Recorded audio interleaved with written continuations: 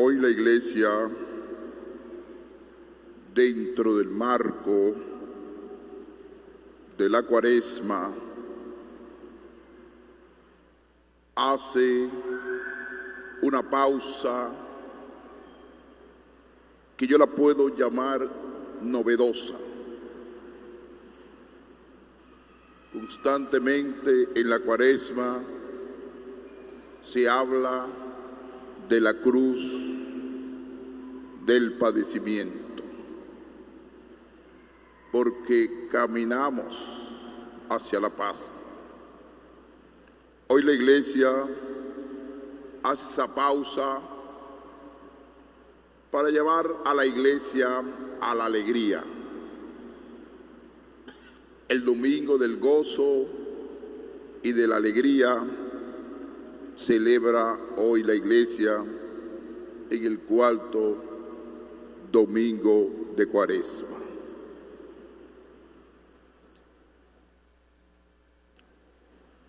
Le pongo un ejemplo sencillo a nivel de nuestra diócesis para tener sintonía con la alegría. Durante el mes de mayo y el mes de junio, históricamente, no sé si ha pasado, vamos a dedicar 4 templos parroquiales, 3 en la Romana y 1 aquí. Templo parroquial significa construcción total de 4 grandes templos, San Francisco de Asís y 3 templos grandes de los sectores de la Romana. Eso indica alegría. Por eso, sintonía con la alegría. Y para estas comunidades, ¿qué indica? Alegría. Después de un esfuerzo, todo se traduce en alegría. Y así es la Iglesia, que predica la alegría de los hijos de Dios. La comparación de los templos parroquiales e indicando la alegría del pueblo, cómo el pueblo siente el resultado de un trabajo. El resultado de la vida cristiana es la alegría. Y por eso nosotros hoy estamos celebrando la alegría. Y el obispo se siente alegre,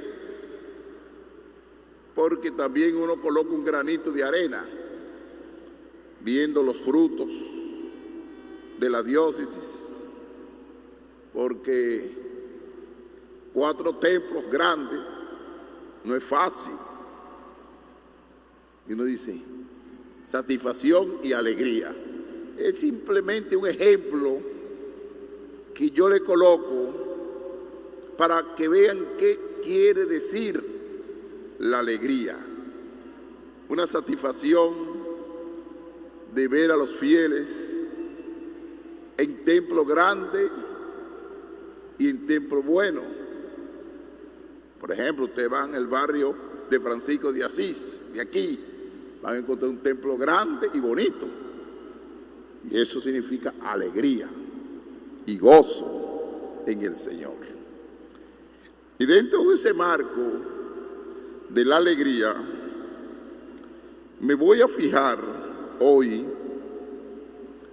en el Evangelio de Lucas y en la carta del apóstol San Pablo a los Corintios. El primer enfoque del Evangelio de Lucas es que Jesús se acercaba o conversaba con todos los publicanos y pecadores a escucharlo. a escucharlo. Ese es el primer momento que Jesucristo no tenía filtro como a veces nosotros tenemos. El cristiano, el bautizado y más un sacerdote no puede tener filtro a que este sí, que este no. Lo que tienen y lo que no tienen. Vivir una vida de distinción frente a los demás. Jesucristo era cercano, y aquí dice Jesús, y todos los publicanos y pecadores a escucharlo. No dice un grupo o 5, todos. Y el otro grupo, y los fariseos y los escribas murmuraban. Dos palabras que dice hoy el Evangelio de Lucas. Uno escuchaba y otro murmuraba. Escuchar quiere decir discernimiento. Aquel que busca ayuda, aquel que busca que lo amen,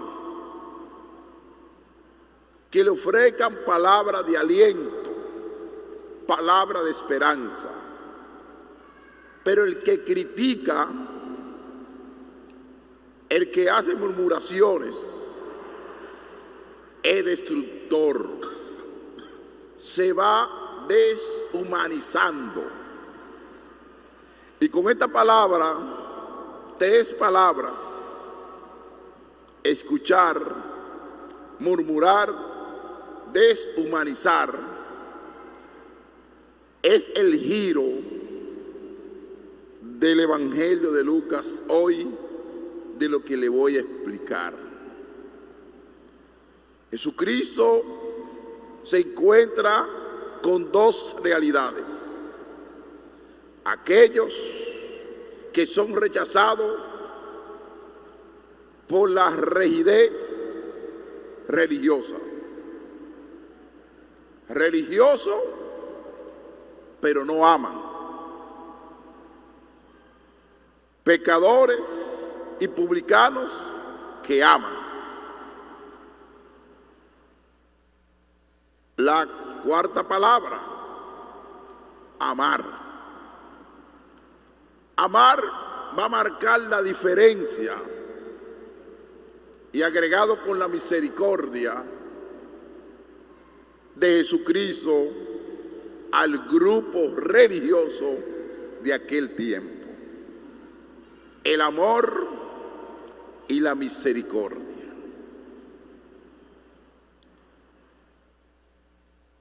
¿Qué dicen los que están criticando, murmurando? Ese acoge a los pecadores y come con ellos.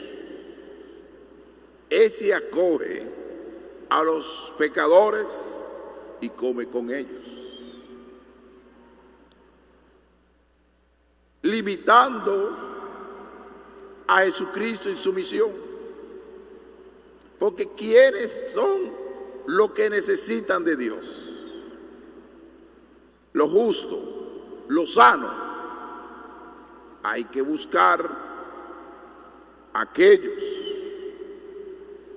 que están fallando, que tienen problemas, que no son de Dios. Ellos no te van a contaminar, ni te van a dañar. Uno, como bautizado, va a cumplir la misión del amor y de la misericordia. No rechazarlo. Y aquí viene esta comparación que es dirigida específicamente a los fariseos y a los escribas, pero también le cae a los publicanos y pecadores. Un hombre tenía 2 hijos, uno que era el menor y otro que era el mayor. El menor,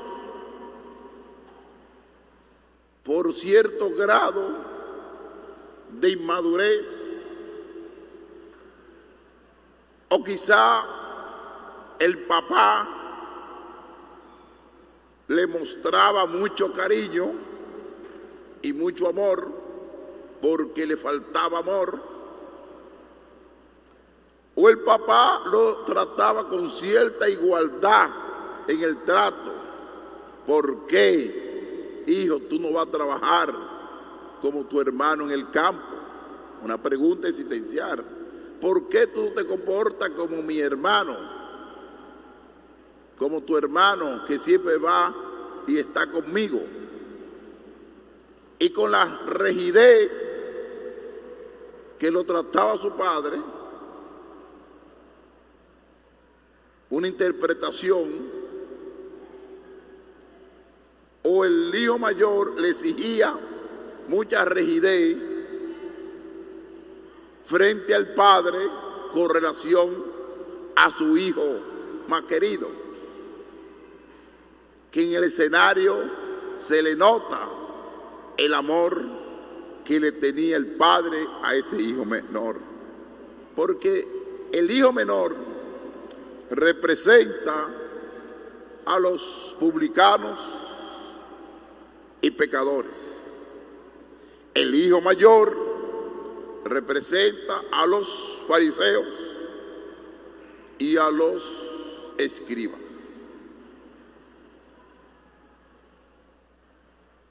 Un hombre tenía 2 hijos.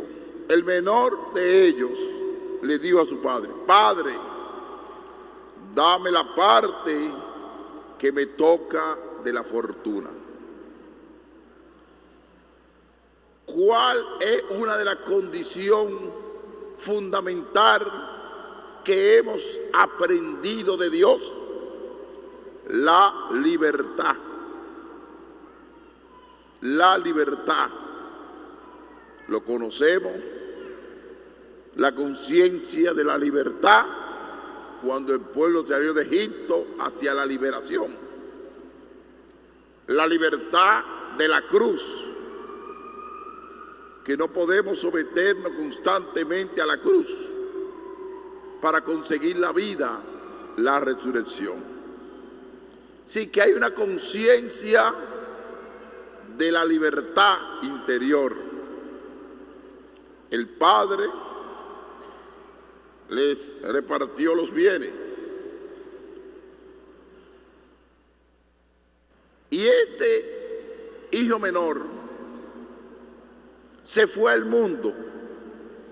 Se fue al mundo sin entender al mundo. Y el mundo le ofreció de todo. Y a la vez él tenía cómo ofrecerle al mundo, porque tenía dinero para gastar, para gozar, para disfrutar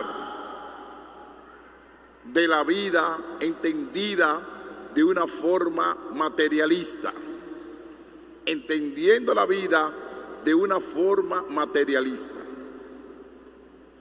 Se marchó a un país lejano y dice la palabra, allí derrochó su fortuna, viviendo perdidamente.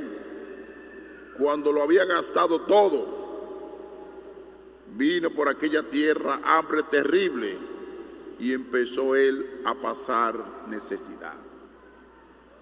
En psicología se llama, esta persona hizo fondo en su realidad y en su conducta. hizo fondo, se vio desnuda total. Los amigos se distanciaron. Todas las puertas se las cerraron. No tenía ningún tipo de apoyo humano.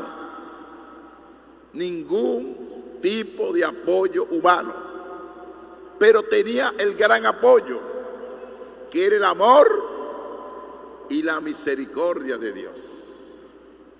El amor y la misericordia de Dios. Fue entonces y se contrató con uno de los ciudadanos de aquel país, que lo mandó a sus campos a cuidar cerdos. Deseaba comerse las algarrobas que comían los cerdos, pero nadie le daba nada. Ahí viene la realidad existencial, que yo digo, buscó fondo de su conducta. Y buscar fondo espiritual de su conducta es lo que se llama la conversión. Este joven menor, con esa experiencia negativa de la vida, se convierte, cambia de vida. Pero ¿dónde está la base de ese cambio de vida? En el amor que le ofreció su padre cuando era menor,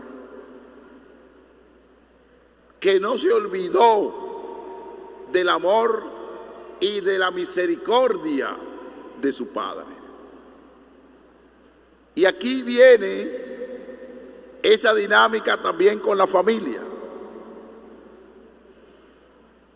Cuando ustedes como familia ven un hijo cabizbajo, triste,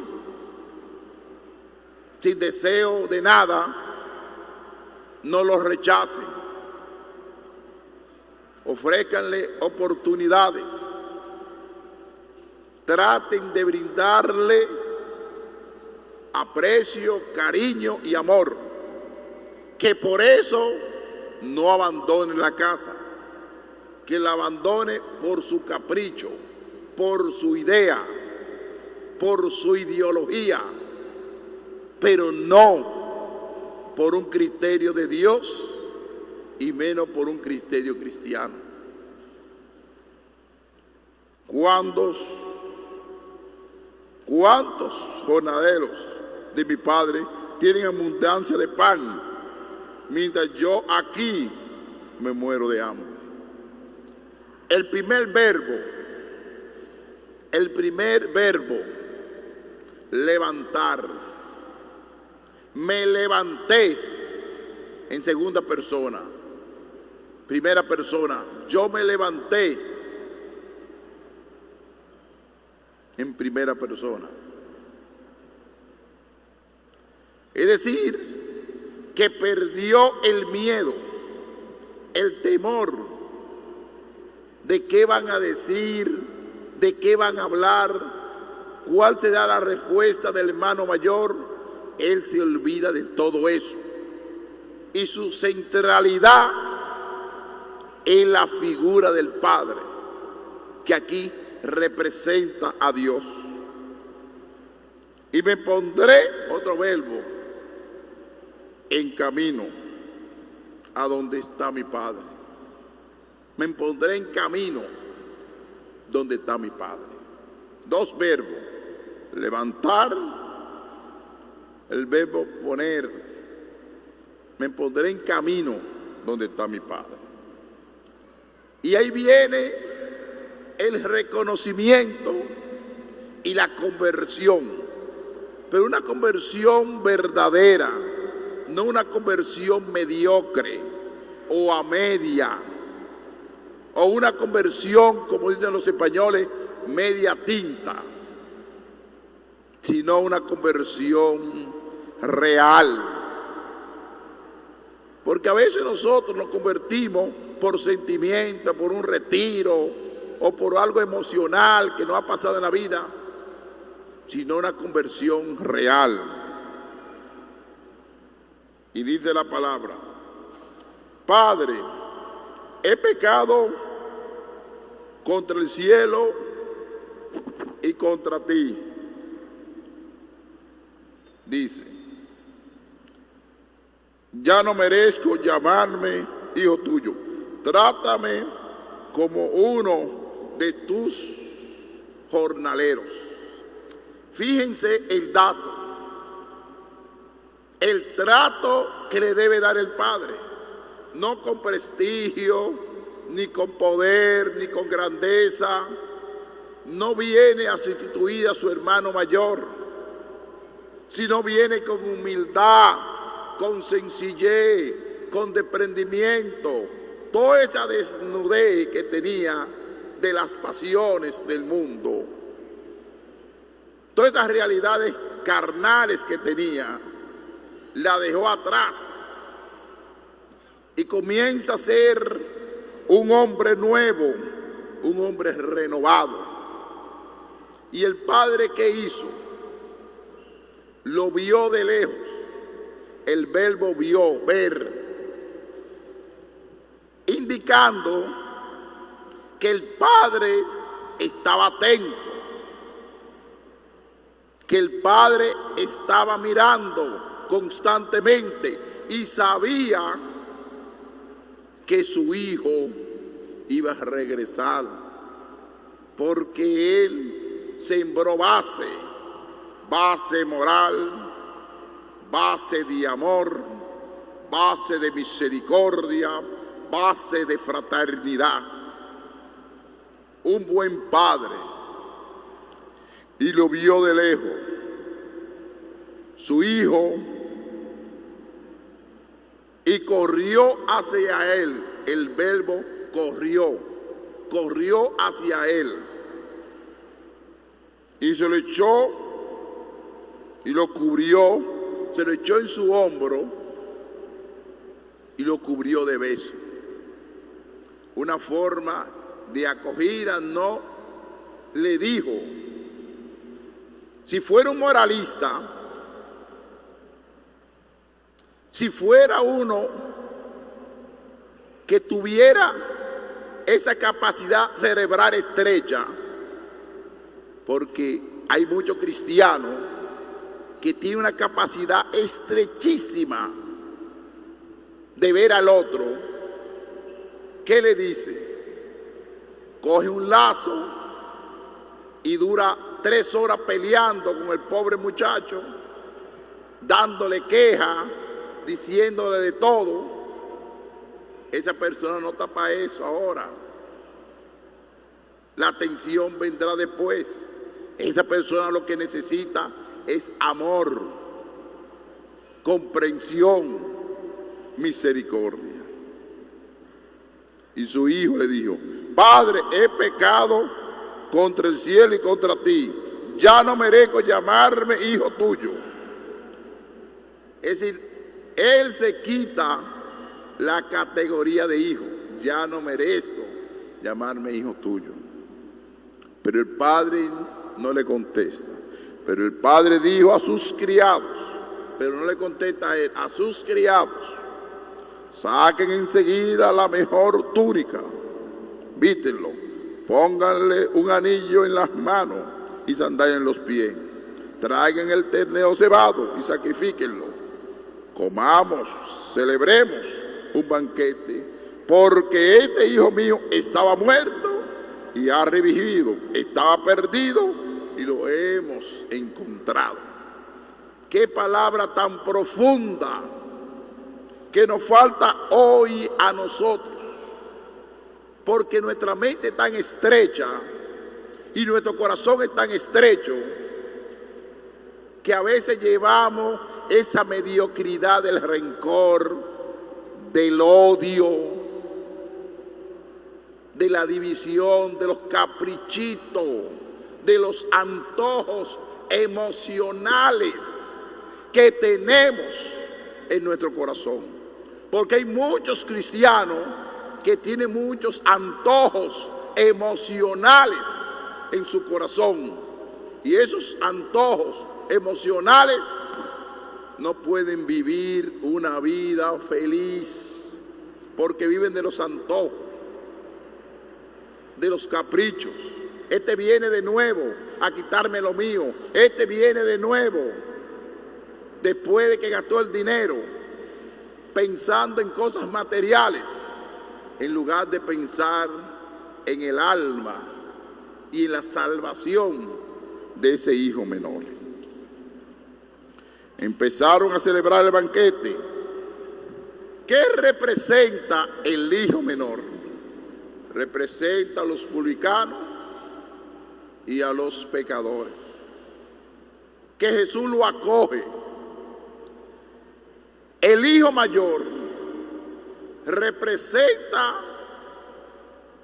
la realidad religiosa. Él es religioso porque los escribas y los fariseos son religiosos.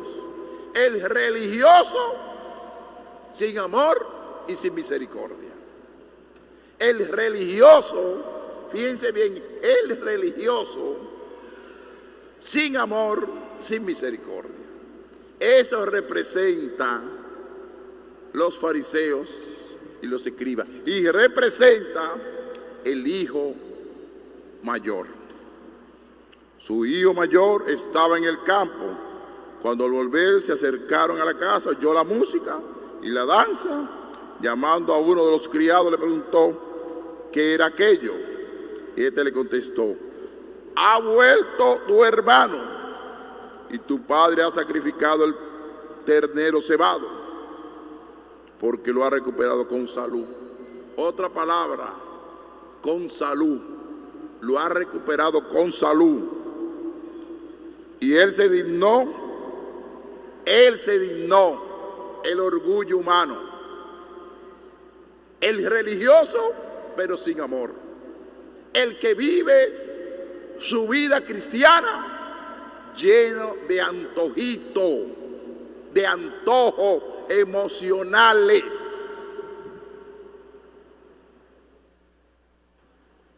Todos los bautizados, los sacerdotes, incluyendo a nosotros, tenemos a veces antojos emocionales en nuestro corazón. Y esos antojos a veces del capricho, de los celos, inclusive hasta del odio, rivalidades, racismo, esos antojitos los tenemos ahí en nuestro corazón. Ni la palabra de Dios nos cambia.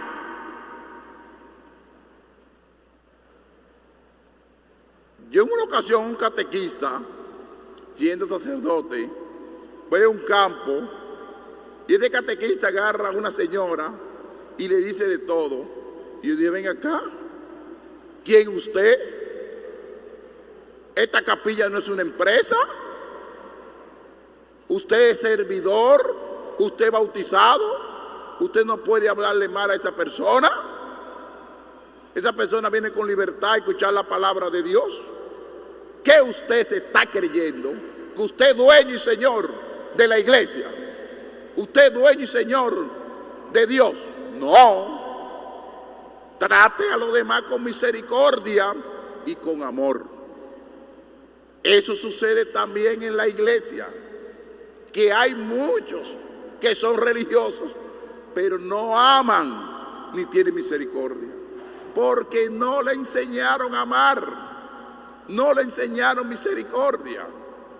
Eso es como la moral y cívica. Si a usted no le enseñaron moral y cívica desde la niñez, la honradez, la seriedad, la responsabilidad, no va a aprender, aunque sea religioso, aunque sea sacerdote, aunque sea obispo, no lo va a aprender.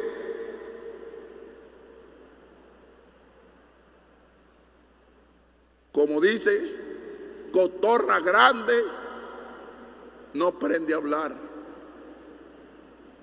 No aprende a hablar. Y así hay muchos religiosos, sacerdotes y laicos que son religiosos, pero no aman. Como que atento a tu temperamento, caramba. Diga, atento a tu temperamento. Tú vas a maltratar a la gente.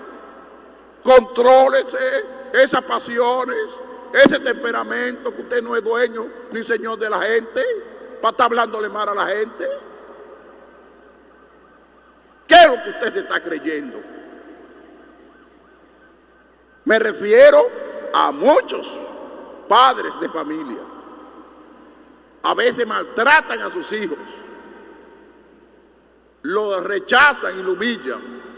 Me refiero a muchos bautizados, me refiero a muchos sacerdotes que se creen señores y dueños del hogar, de la familia, de las parroquias, del obispado y de todo el mundo. En lugar de convertirte, de ser amable, de tener boca dulce para hablar al otro, para corregir al otro, para amar y practicar misericordia. Es que uno se pone a pensar de a dónde surgió este fenómeno tan extraño. Cubrirse de la fe para maltratar a los demás. Y no solamente hablo del catolicismo, sino hablo de otras religiones.